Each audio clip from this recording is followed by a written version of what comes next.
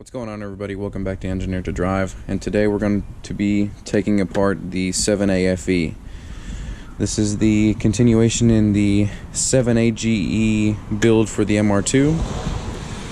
So just to give you a background on this thing, I picked this thing up the other day for $350 at a junkyard.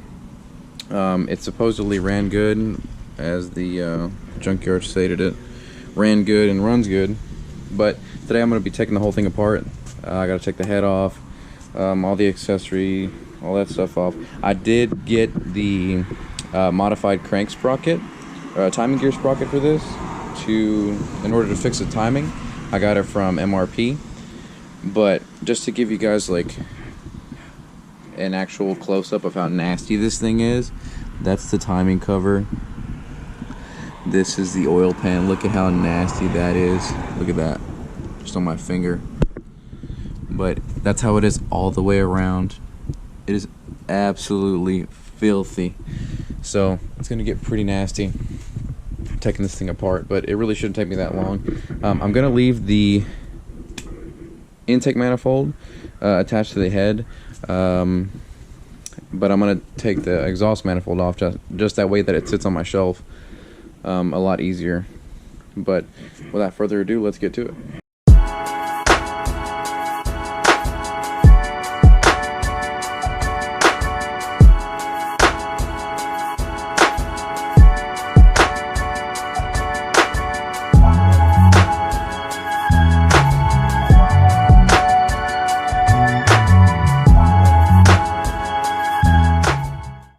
So the cams are out and the head's ready to be taken off. Okay, so whenever you're removing the head off of the block itself, you don't want to remove all of the bolts just in a row one by one. That will cause the head to become warped and distorted.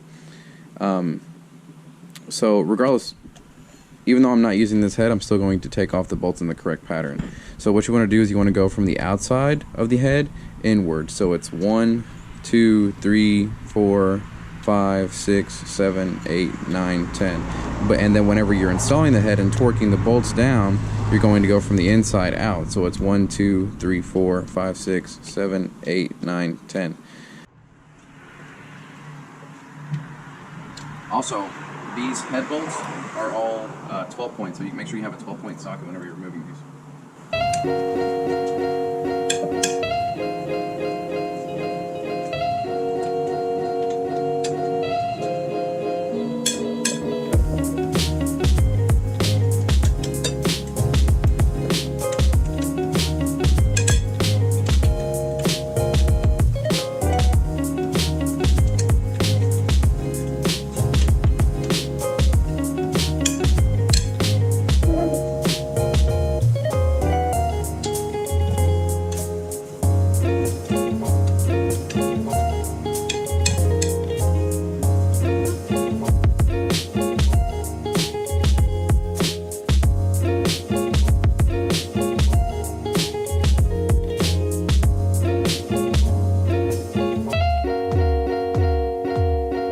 Now time to take her panties off.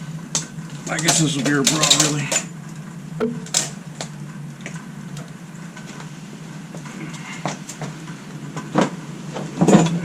There we go.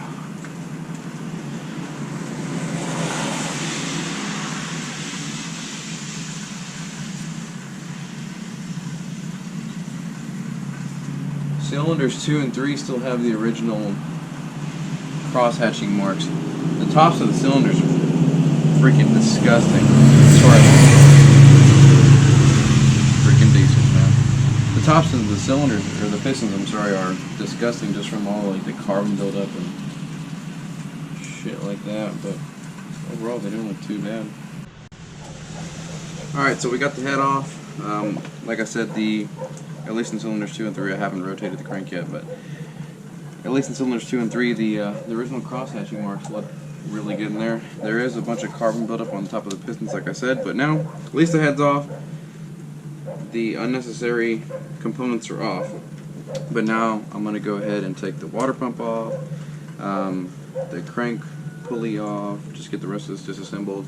Then I'm going to flip it over and take the at least start taking everything off of the bottom end as far as the oil pan and all that stuff goes. And that's it. 4As, or at least the A series blocks, are really easy to take apart. There's not really a whole lot to them.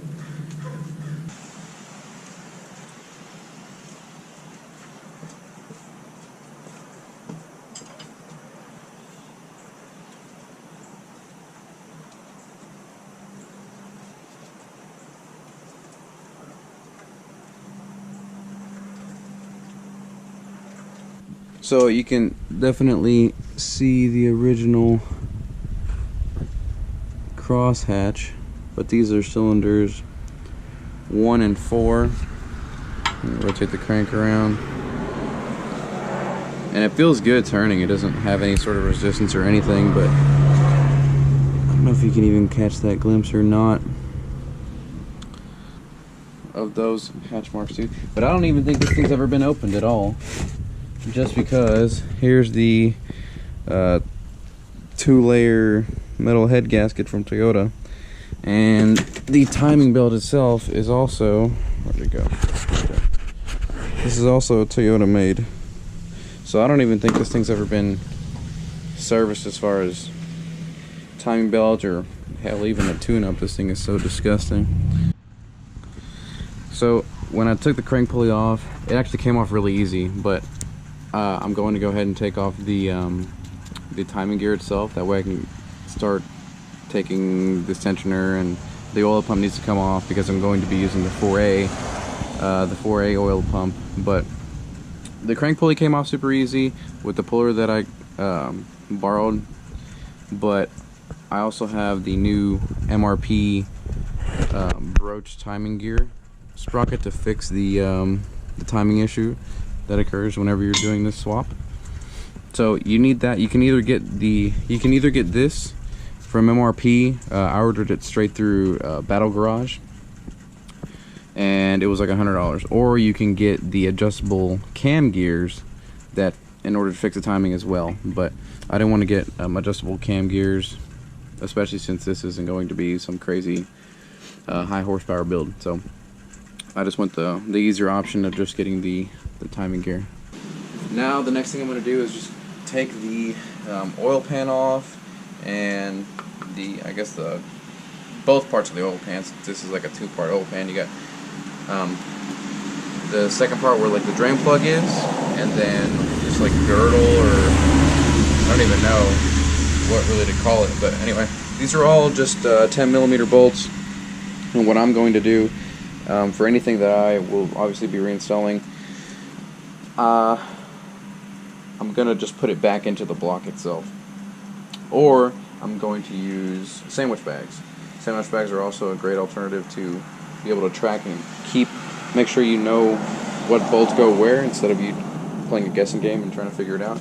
But anyway, these are all 10mm bolts around the pan, and then around this little, I'm just going to call it like a girdle. These are all, I think, 6mm Allen keys. So I'll be taking both those off. That way the crank and all the internal rotating assembly is exposed.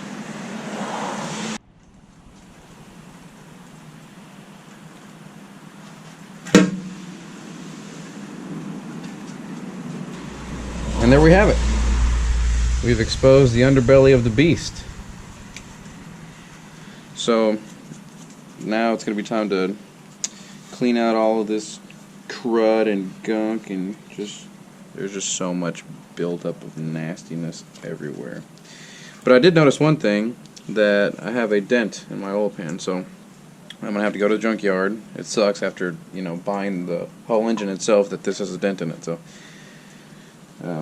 and it actually did dent it enough to affect the oil inside of here. It can pool up in one area, and I don't know if it would cause starvation, but enough to worry about it. But I'm going to worry about it, and I'm going to get another oil pan. But like I said, it sucks after buying the whole thing that this is dented, and I have to go and spend more money on it.